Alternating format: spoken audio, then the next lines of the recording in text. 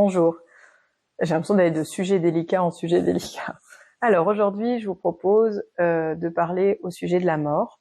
En tant que psychologue, j'ai travaillé de nombreuses années en service hospitalier, en soins palliatifs aussi. Mais pourtant, je vais me rattacher à la lignée de Françoise Dolto que j'aime beaucoup. Un jour, elle a été invitée pour une conférence sur la mort et elle a commencé à dire, mais je sais pas pourquoi vous m'avez invitée parce que le titre, c'est parler de la mort. Et moi, je peux vous parler que de la vie. La mort après la mort, je ne connais pas. Et elle a commencé comme ça et ça m'a beaucoup touchée, cette conférence. J'allais dire, je vous dirais pareil, je peux vous parler que de la vie, accompagner les gens jusqu'au bout de la vie, dans la vie, avec la vie. Par contre, ça ne nous empêche pas de parler de la mort. La mort, nous pourrions dire que ça n'est plus un sujet tabou. Eh bien malheureusement, si. Il y a quelques années maintenant, donc il y a un peu plus de 5 ans, il y a un architecte qui me témoignait que donc il y avait c'est un fait intéressant au niveau psychologique pour moi. Il y avait un appel à projet pour des architectes et donc plusieurs architectes ont participé. Et dans cet appel à projet, il fallait créer une petite ville. Voilà. Et dans cette petite ville, ils avaient oublié. Donc le projet a été voté, il a commencé à être avancé. Et c'est un moment, je ne sais plus quel corps de métier, mais je dirais quelqu'un dans le bâtiment qui a dit mais il manquait tout le funérarium, il manquait le cimetière, il manquait l'aspect mort. Il manquait une part de la vie de la société, il manquait la mort. Et c'était super intéressant pour nous parce que Jan Kelevich, qui est philosophe, nous dit que à un moment, la mort a été extrêmement montrée, un peu comme la sexualité. Elle est montrée pour être mieux voilée. C'est-à-dire, il n'y a pas plus annihilant par rapport à la mort que de montrer plein d'images. Il donne comme exemple l'image des charniers après la Shoah. Il dit à un moment, vous voyez plein d'images, et du coup, c'est comme s'il y avait plus de sens, et du coup, ça vient montrer plein de choses, donc vous pouvez avoir même des fesses dans le métro et tout, mais ça veut pas dire que la sexualité est dévoilée. C'est comme si elle était affichée, mais taboue. Et donc c'est encore plus complexe, parce que vous croyez qu'elle est parlée, que c'est facile, mais pas du tout. Moi, combien de personnes, quand nous parlons de la mort, il y en a qui n'ont même jamais pensé, pour de vrai. La mort par rapport, que ce soit aux enfants ou aux adultes, hier, il y a une petite fille qui s'allonge et très rapidement, elle me dit, tu sais, mon petit chat est mort et il est enterré dans le jardin, nanana. Bon. Et quand elle sort, son papa me dit, est-ce qu'elle a parlé du petit chat? Et je fais oui. Et fait ouf, je lui disais, qu'est-ce qui est difficile? Et en fait, c'était intéressant, nous avons un échange là-dessus. Donc là, il en a parlé relativement librement, mais il y a des parents qui me disent, voilà, j'ai dit que le lapin était parti, ça arrive encore d'entendre papy est parti dans une fusée. Ça arrive encore d'entendre ça. Sauf que la difficulté par rapport à la fusée, c'est un moyen de transport, donc il peut y avoir aussi des phobies qui se développent par rapport aux moyens de transport. Ça peut être la voiture, ça peut être d'autres choses, ça devient très compliqué.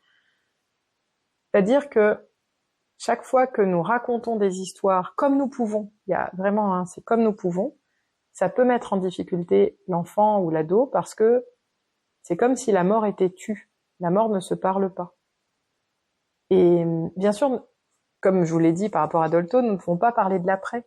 En tout cas, c'est délicat, mais en tout cas, la vie et la mort fait partie de la vie. Et ne pas en parler, c'est comme ne pas vouloir que ça existe. Donc moi, je veux bien, mais ça existe. Donc là, dans le village, nous avons, en discutant avec Madame la maire, elle me dit, ça a été délicat parce qu'il y a eu une maman qui est décédée.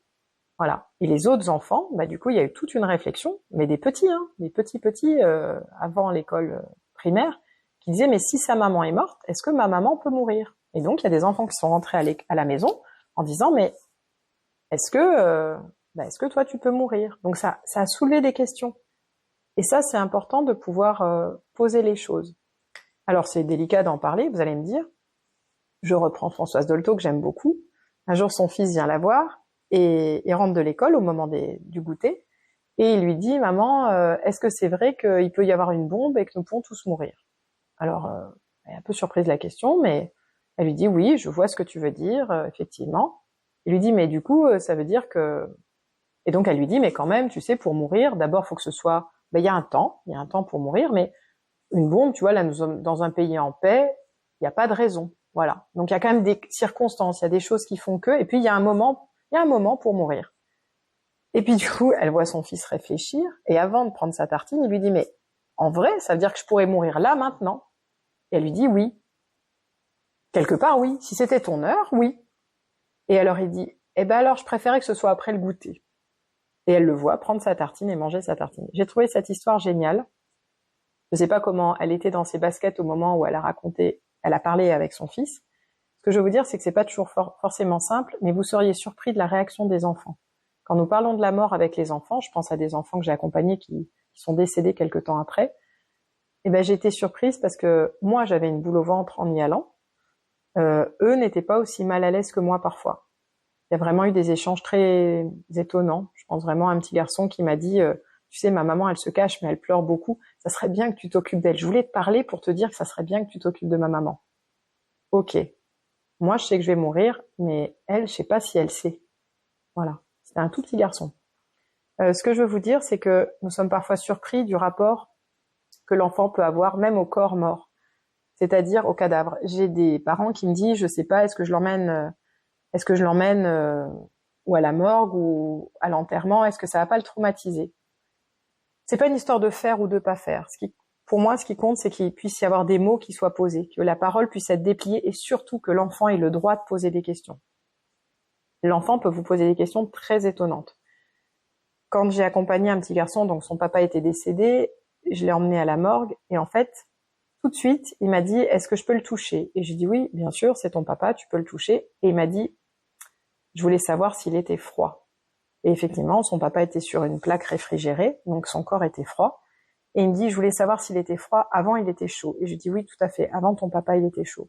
Et pour lui, c'était très important. C'est un papa qui avait une très bonne relation avec cet enfant.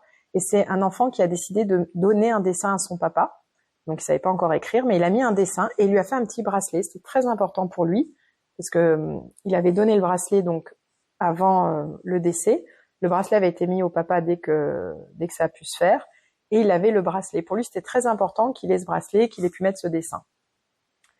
Un an après, j'ai eu des nouvelles de cet enfant parce que sa maman m'a écrit un message en me disant « Je suis très embêtée, j'ai ouvert le courrier de mon fils qui avait entre-temps après écrire et il a écrit une lettre au Père Noël et dans la lettre, il y avait écrit « Cher Père Noël, je demande un papa pour Noël parce que tu comprends, tous mes copains en foot, enfin il a sûrement pas écrit qu'une grande phrase, mais mes copains en foot ont des papas au foot et moi j'aimerais un papa au foot. » Voilà. Et sa maman, elle me disait, oh là là, ça me fait bizarre de lire ça. J'ai dit, mais est-ce que vous en avez reparlé? Comment c'est pour vous? Elle me dit non. Du coup, il y a eu vraiment un échange avec cet enfant. En fait, cet enfant, il allait bien. Il savait très bien qu'il avait un papa avec qui il avait grandi un certain nombre d'années, qui était mort. Mais en fait, il voulait un nouveau papa. Bon, du coup, sa maman a dû l'expliquer que pour qu'il ait un nouveau papa, il fallait qu'elle ait un amoureux et qu'elle n'était pas tout à fait prête. Mais ce que je veux vous dire, c'est que les mots déposés, ce jour-là, cet enfant, il m'a beaucoup appris. Et je peux vous raconter encore parce que ça me vient par rapport à cet enfant. Voilà, quand nous rentrions dans la morgue, il y avait deux carrelages différents. Voilà. Il y avait une petite, je sais pas comment ça s'appelle, une petite goulette. Il y a sûrement un nom pour dire ça, pour démarquer deux carrelages. Et donc, à un moment, je dis voilà, là, je cherchais des moyens d'expliquer aussi à un jeune garçon comment. Et je lui dis bah voilà, là, tu vois, c'est le territoire de la mort, mais ce qui est important, c'est que bah voilà, toi là c'est ton papa est mort, mais toi tu vas retourner dans la vie, tu vas t'amuser, tu vas grandir, voilà, il y a un temps pour tout. Et ce petit garçon très malin, il s'est mis entre les deux carrelages et puis il faisait comme ça. Et puis il bougeait comme ça. Et je lui dis, il y a plein de civilisations, ils prennent des métaphores et tout, et il me dit ah, ça je connais, maman elle m'a raconté l'Égypte. Et donc, il savait qu'en Égypte, il y avait une barque qui emmenait au monde des morts. Donc, voilà. Et je lui dis, bah, tu vois, là, voilà. Et toi, maintenant, bah, tu peux pas aller dans le monde des morts parce que c'est pas ton moment. Par contre, tu vas aller dans le monde de la vie. Et ça t'empêche pas de penser à ton papa. C'est vraiment important. Tu l'as pour toute la vie dans ton cœur. Et c'est un papa qui t'aimait beaucoup, donc tu l'emmènes avec toi. Mais, il partait pas. Vous voyez, il faisait comme ça. Et à un moment, il m'a regardé. Il a sauté. Donc, il a fait volte-face et il a couru. Sa grand-mère était dans la salle d'attente et il lui a demandé à jouer. Voilà.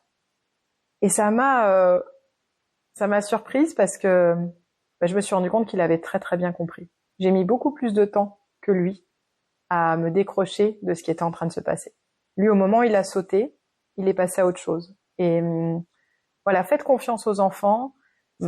Si je peux me permettre un conseil, c'est leur dire, si vous êtes en accord avec ça et si c'est OK pour vous, voilà, je sais pas si je pourrais répondre à toutes tes questions, mais en tout cas, tu peux me poser des questions. Voilà. J'aurais pas forcément les réponses, mais si l'enfant sait qu'il y a une porte ouverte, il y a vraiment des choses qui peuvent lâcher. Et se dire, se parler. C'est pas que vous choisissiez qu'il aille à la morgue ou à l'enterrement, mais c'est juste qu'il y ait des mots posés sur... Moi, il m'arrive, enfin là j'ai reçu une petite fille, et une très belle petite fille métisse, et à un moment je dis à son papa, qui est type occidental, je dis mais du coup sa maman est originaire d'un autre pays et tout, il me fait oui, mais il y a plus personne de son côté, les parents sont morts. Bon, ok. Mais, et je dis à la petite fille, mais du coup, comment s'appelle ta mamie? Donc, la maman de ta maman. Et je la vois regarder son papa. Bon. Et après, je lui dis, mais la maman de ton papa, ça, elle connaît. Elle est vivante. Et donc, et je dis, ah, et le prénom du papa de ton papa, ton papy. Je sais pas comment tu l'appelles, peut-être un autre nom. Mais, elle me dit, ah, mais je connais. Et donc, je demande, et le papa de ta maman? Et là, il y a comme une absence. Il y a une absence de mots. C'est pas que le parent de la maman soit vivant ou non vivant. C'est que, effectivement, il m'a dit, effectivement, nous n'en parlons jamais parce qu'ils sont morts. Ça n'empêche pas. Moi, ma grand-mère est décédée, mais régulièrement, pour certains pots de confiture, moi, c'est beaucoup lié à l'alimentation parce que c'est ce qui a été transmis d'elle pour moi dans ma famille. Et voilà, je dis, tiens, mamie, elle faisait comme ça. Et ce que je veux dire, c'est que du coup, elle est vivante dans les mots. Tant que nos absents sont vivants dans les mots, ils sont vivants. Et une relation vivante, elle dépasse de loin la mort. Une relation vivante, elle est éternelle.